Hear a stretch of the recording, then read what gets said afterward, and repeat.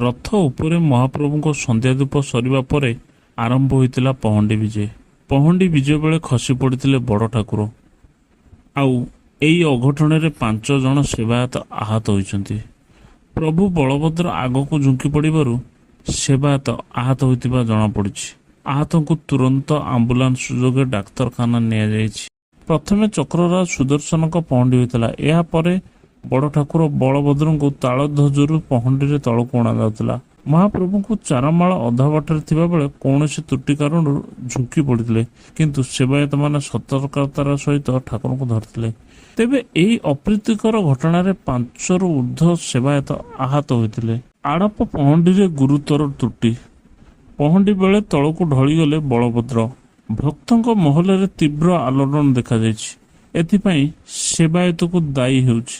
ଏନେଇ ଉଚ୍ଚସ୍ତରୀୟ ତଦନ୍ତ ଦାବି କରୁଛନ୍ତି ବୁଦ୍ଧିଜୀବୀ। ଆଡ଼ପ ପହଣ୍ଡିରେ ଗୁରୁତର ତ୍ରୁଟି ଦେଖିବାକୁ ମିଳିଛି। ପହଣ୍ଡି ବେଳେ ତଳକୁ ଖସି ପଡ଼ିଲେ ବଳଭଦ୍ର। ଏହାକୁ ନେଇ ଭକ୍ତଙ୍କ ମହଲରେ ତୀବ୍ର ଆଲୋଡ଼ନ ଦେଖିବାକୁ ମିଳିଛି। ଏଥିପାଇଁ କେହି କେହି ସେବାୟତକୁ ଦାୟୀ କରିଛନ୍ତି।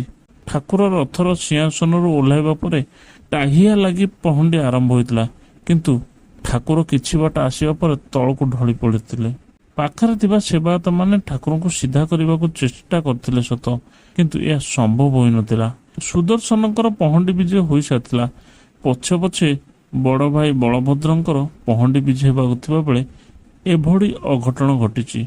2023 ରଥଯାତ୍ରା ସମୟରେ ଆଡ଼ପ ପହଣ୍ଡିରେ ମଧ୍ୟ ଗୁରୁତର ତ୍ରୁଟି ଦେଖାଯାଇଥିଲା। ପହଣ୍ଡି ବେଳେ ଚାର ଉପରେ ଡାହାଣ ପାର୍ଶ୍ୱକୁ ଢଳି ପଡ଼ିଥିଲେ ମହାପ୍ରଭୁ ଜଗନ୍ନାଥ। ମସ୍ତକରେ ଲାଗିଥିବା ଚିତା ବି ଖସି ପଡ଼ିଥିଲା, ଯାହା ଭକ୍ତକୁ ବେଶ୍ ଆଘାତ ପହଞ୍ଚାଇଥିଲା। ମହାପ୍ରଭୁଙ୍କ ପହଣ୍ଡି ବେଳେ ଏଭଳି କାହିଁକି ଘଟିଲା, ତାର ଉଚ୍ଚସ୍ତରୀୟ ତଦନ୍ତ ହେବା ଦରକାର ବୋଲି ଭକ୍ତ ମହଲରେ ଦାବି ହେଉଛି।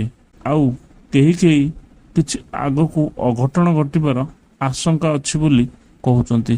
ସେ ଯାହା ବି ହଉ, ପ୍ରଭୁଙ୍କର ଆଜିର ଏହି ଘଟଣା ପରେ ଭକ୍ତଙ୍କ ମହଲରେ ବେଶ୍ ଦୁଃଖ ଦେଖାଦେଇଛି। ଦର୍ଶକ ବନ୍ଧୁ, ଆଜି ଘଟଣା ଯଦି ଆପଣଙ୍କୁ ମନକୁ ଦୁଃଖ ପହଞ୍ଚାଇଛି, ତାହେଲେ କମେଣ୍ଟ ବକ୍ସରେ ଜୟ ଜଗନ୍ନାଥ ଲେଖନ୍ତୁ।